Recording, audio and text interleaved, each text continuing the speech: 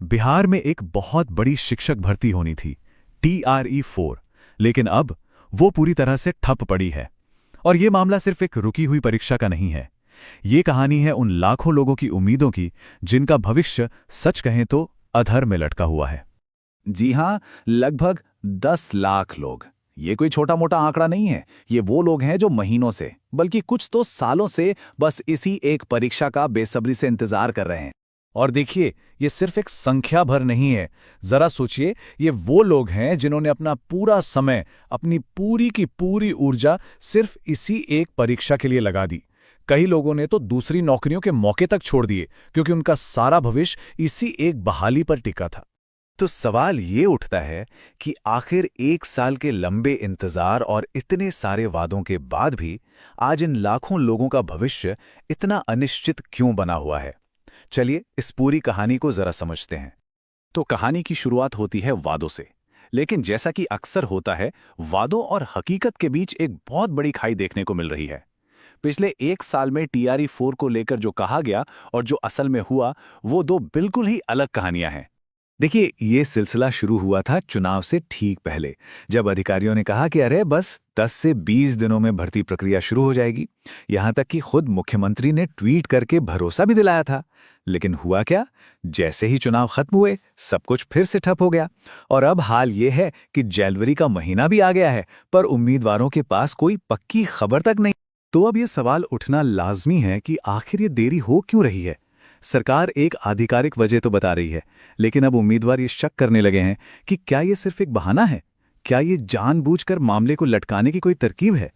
जो आधिकारिक वजह बताई जा रही है वो है रोस्टर सिस्टम। अब ये क्या है?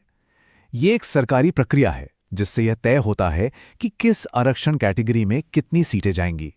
मतलब आसान भाषा में कहें तो सीटों का पूरा हिसाब किताब। और महीनों से यही एक वजह सामने रखी जा रही है। लेकिन शक इसलिए गहरा रहा है क्योंकि पिछली 2 भर्तियों TRE-2 और TRE-3 में यही सेम काम, यही रोस्टर वाला काम सिर्फ 10 से 15 दिनों में पूरा हो गया था। तो सवाल यह है कि भाई इस बार इसी काम में महीनों क्यों लग रहे हैं? यही बात किसी के गले नहीं उतर रही। और इसी वजह से अब उम्मीदवारों के बीच ये बात जोर पकड़ने लगी है कि रोस्टर तो सिर्फ एक बहाना है, असली मकसद तो TRE-4 को फंसाना है। उन्हें लगने लगा है कि ये देरी जानबूझकर की जा रही है। तो जब महीनों के इंतजार के बाद भी कोई जवाब नहीं मिला, तो इन हताश उम्मीदवारों ने तय किया कि अब और चुप नहीं बैठेंगे।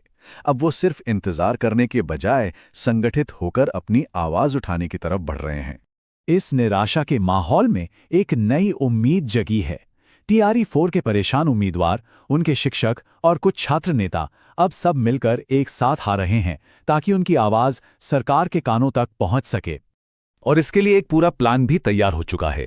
तारीख है 27 जनवरी, जगह है पटना का गांधी मैदान, गांधी मूर्ति के पास, और समय रखा गया है सुबह 11:30 बजे से 12 बजे के बीच। यहाँ एक बहुत बड़ी मीटिंग होने वाली है जिसमें पूरे भारत से TRE-4 के उम्मीदवारों को बुलाया गया है ताकि मिलकर यह तय किया जा सके कि आगे क्या करना है।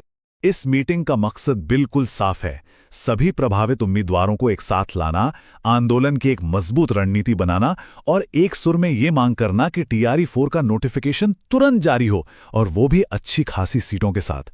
असल में ये अधिकारियों पर दबाव बनाने की एक संगठित कोशिश है।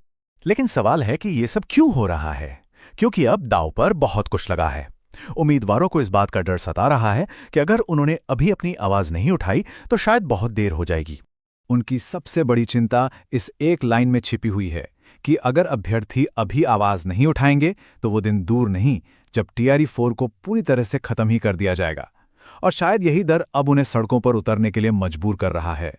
तो अब उनका ये मानना है कि एक साथ मिलकर आवाज उठाना और दबाव बनाना ही एकमात्र रास्ता बचा है। शायद तभी अधिकारी कोई एक्शन लेंगे और ये भर्ती प्रक्रिया बच पाएगी। उन्हें लगता है कि अब उन्हें अपनी आवाज खुद बनना ही पड़ेगा। सबकी नजरें अब 27 जनवरी पर टिकी हैं, लेकिन असली सवाल तो यही है कि क्या हजारों लोगों की ये एक एकजुट आवाज एक बंद पड़ी व्यवस्था को फिर से चलाने और लाखों लोगों के भविष्य को बचाने के लिए काफी होगी?